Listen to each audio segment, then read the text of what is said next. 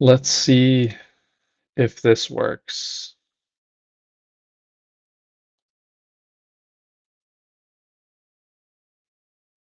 Never miss a comment. Click on a chat message to display it on screen. Oh, that's kind of cool. No, you know what? Fuck Streamlabs. I'm so mad about this. It's so annoying. Like, I'm off I'm off Streamlabs. I am literally canceling it as we speak. I am canceling it as we speak.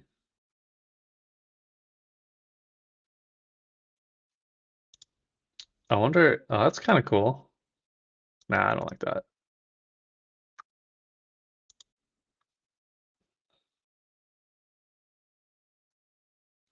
But this is new, so I don't know where anything is now. I don't know.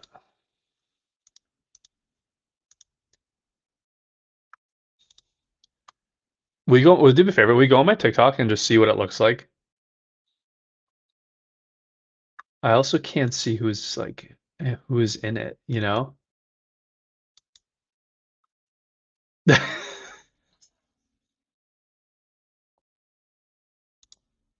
I wonder, is it private chat? No.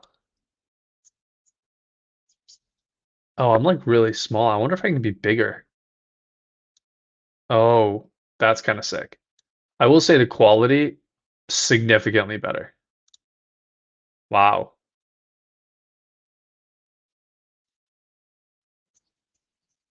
Yeah. I know. I need to hold on. We're gonna just do this real fast. Is that better? Yeah. Okay, good. All right, I think this is promising for now. Let's see what ends up happening. The one thing I can't see though, I can't see who's on it. I guess maybe nobody's on it.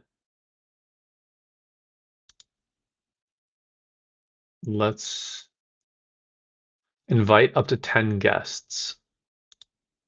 That's kind of cool. You can invite people and do like screen sharing with it.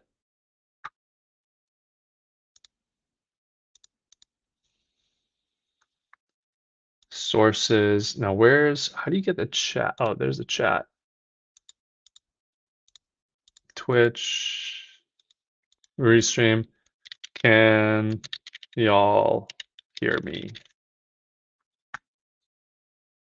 Okay, that's on Twitch.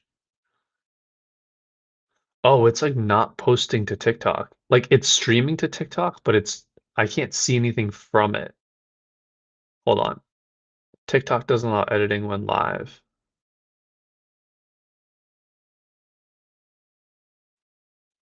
Oh, this is gonna get annoying for anybody who's watching because I'm gonna exit and come back. Ah, okay. I see.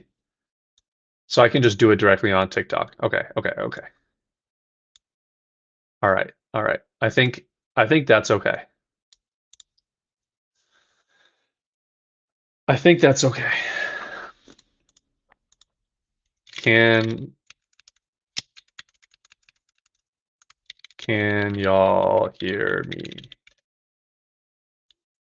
Fuck. No, I don't think I can type that. Maybe they'll get mad at me. I'll do it the.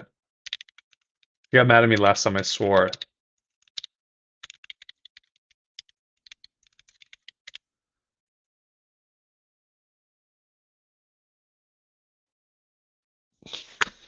We're off Streamlabs. We're off Streamlabs. I don't fuck with Streamlabs anymore. I'm done with it.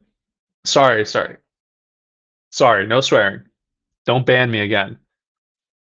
We're moved on to Restream. And you know what? Honestly, I like it already better. I like it better already. The UI, much better.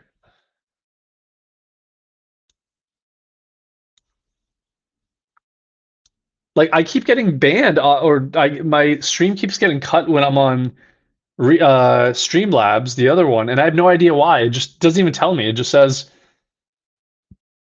you violated our community guidelines. I'm like, bro, I'm showing a Wall Street Journal article. Like, what?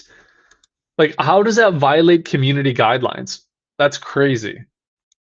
So we're off it. I'm literally canceling. I'm about to delete the Streamlabs desktop right now, and I'm about to cancel it. This, you're dead to me. You are dead to me. General, how do I delete my account? How do I do it? Dashboard home, is that what it is? Quit applications. Where are you? Streamlabs. Streamlabs desktop, straight in the fucking trash. Sorry.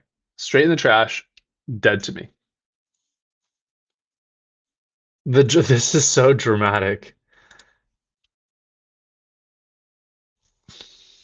This is sick though. It has like I'm a fan of this new one, Restream. All right. Well, I gotta cancel my membership though.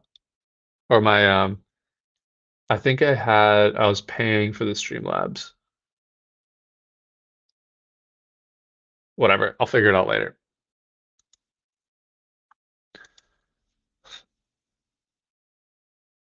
Meta bought Manus for more than $2 billion. It's a pretty interesting deal. Okay, so before we got the last stream like kicked off, crazy. Now let's go back to it. I have 15 minutes left, anyways. Um, they bought it for about $2 billion, is what people are saying.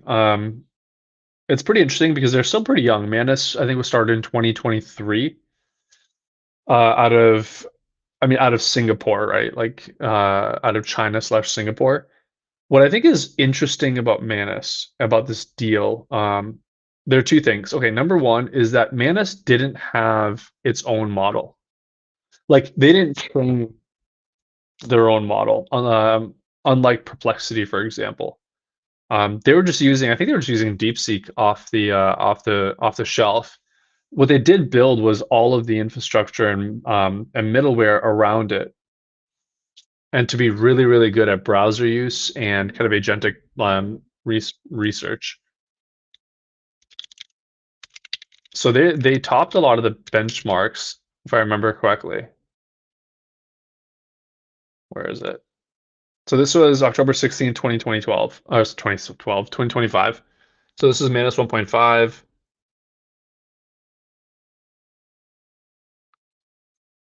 So I want to try to find all of the other benchmarks. I forget the name of the benchmark. I think it was browser something.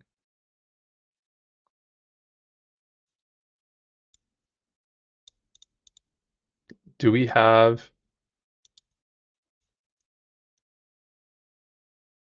first general manager? Yeah. Yeah, that's right. It was using browser use, which I thought was also pretty interesting. So browser use is it's a YC company. They essentially took Playwright and just kind of rewrapped it a little bit. Um, but it worked pretty well. Do you think Meta cares about the tech or the talent? I mean, it's for sure the talent. I think the tech is part of it. But they had, I think Manus had 105 people spread across San Francisco and Singapore. I think the majority were in Singapore. Um, and so I think for right now, they're just trying to accumulate as much talent as they can as they try to figure out. I think the thing with Meta, what's confusing to me is like they haven't even really talked about what they're building. Like I know they say like, it's super intelligence, but that's so vague. Like what are you guys actually working on? You know what I mean? They released that like, that slop app that nobody really used, as far as I know. But it's not clear what they're actually building. And so what's interesting about this is like the Manus team, like, yeah, generally they're, obviously great engineers. But they were very specific just in the sort of like browser use / deep research kind of angle for AI agents. So maybe that's what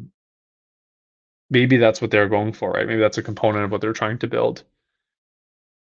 But still, I mean, man, you got to give it to them, right? It's like, they went from zero to a $2 billion exit in in 2 years, almost exactly 2 years. I mean, they just launched 8 months ago. 8 months, they went from 0 to 125 million in ARR. I mean, that's pretty incredible. And I think that's the interesting thing is like, if you're thinking about starting something in this market, right, in this space, you like you would say, oh, it's too late. It's too late. But I think if you actually pick one, almost like one capability, and you go deep on that, I think you actually have a pretty good chance of doing something interesting because it's still totally open. Like everybody is so model agnostic, right? They'll just use whatever they want. They don't really care. As long as it works well, people will try anything, and that's I think that's great if you're trying to build something new. So $2 billion exit, that's yeah, that's pretty good. We could also talk about Grok. I made a TikTok video about this. I think you guys have probably seen this, right? Grok and Nvidia.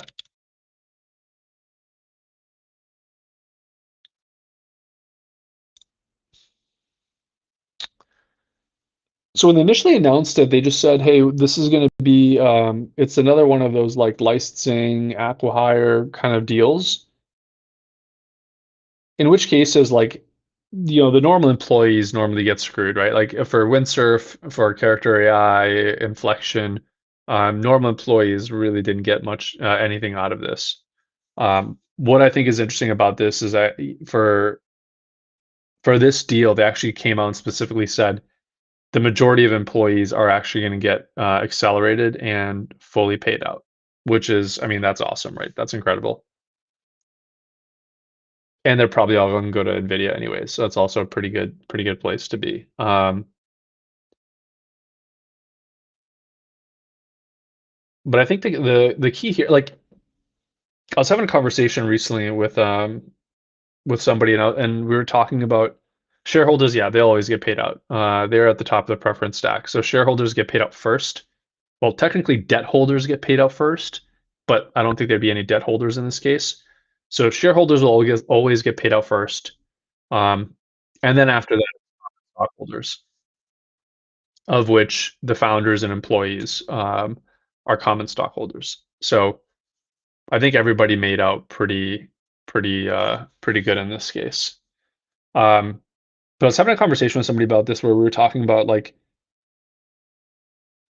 why did Grok have any success at all, right? Like why didn't Nvidia just do this from the beginning? And I think what a lot of people forget is like Grok didn't come up with anything new, right? Like there wasn't any fundamental discovery that they made, right? That Nvidia or somebody else wasn't aware of. Like Cerebras has been in the space since 2013. I think the founders have been working on this, at least on Cerebras, right? They're probably working on it before too.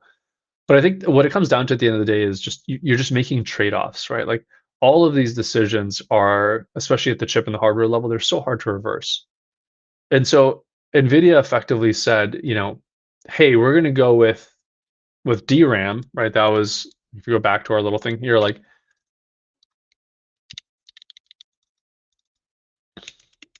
NVIDIA said, okay, we have our GPUs, right? And our GPUs use DRAM, right? We know what DRAM is. It's dynamic, random, access memory. This is just like RAM, right? What's interesting about DRAM is that like it doesn't sit on the processor. Also, you can also think of it as, they also call it um, high HBM, right? You may have seen HBM, high bandwidth memory. Because these things have, I mean, dude, these things have like 80 gigabytes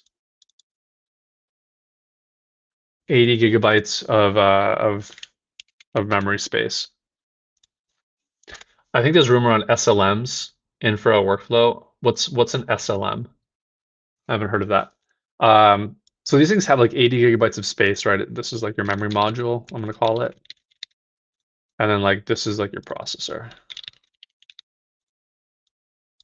So what ends up happening is that like for DRAM, you're shuffling weights back and forth between the processor and the memory module. Like these are your weights.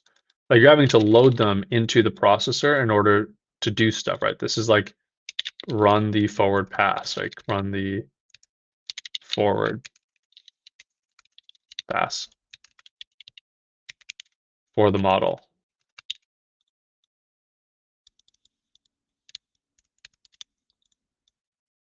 And this is, store the weights.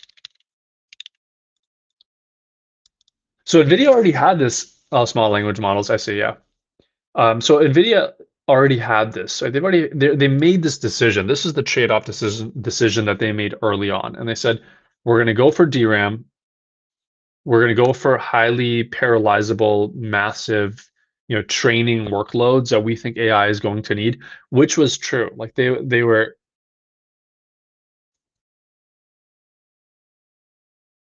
Restream suspended me. No, this is the new one. It must be a TikTok thing.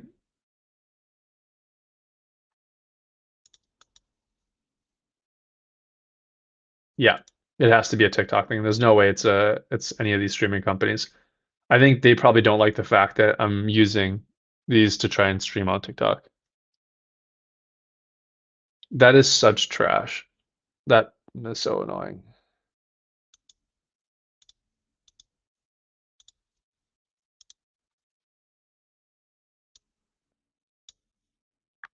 L TikTok. Yes.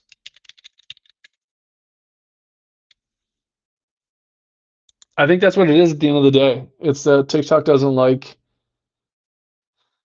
it. Can't do much about it. I guess unless I stream directly to TikTok somehow. But it's using Streamlabs and Restream, like two pretty popular platforms. I can't reliably stream to TikTok, except I used to work in the past. I mean, I've done like 2 hour streams and it worked just fine. So I guess to wrap this up, because I got to jump off anyways. Um,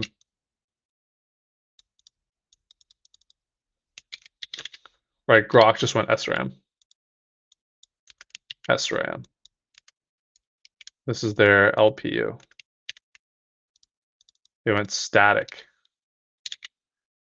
Random access memory, not HBM. Boom. So they just put that directly on the processor itself. Like there's no loading. Like the weights are already there. So they can just do the calculations themselves. I think the problem is though that this instead of 80 gigabytes, it's like 256 megabytes. Weights.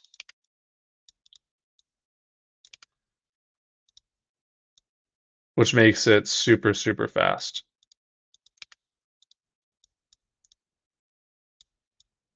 So I think that's the thing, right? At the end of the day, is like you're just making these engineering trade-offs.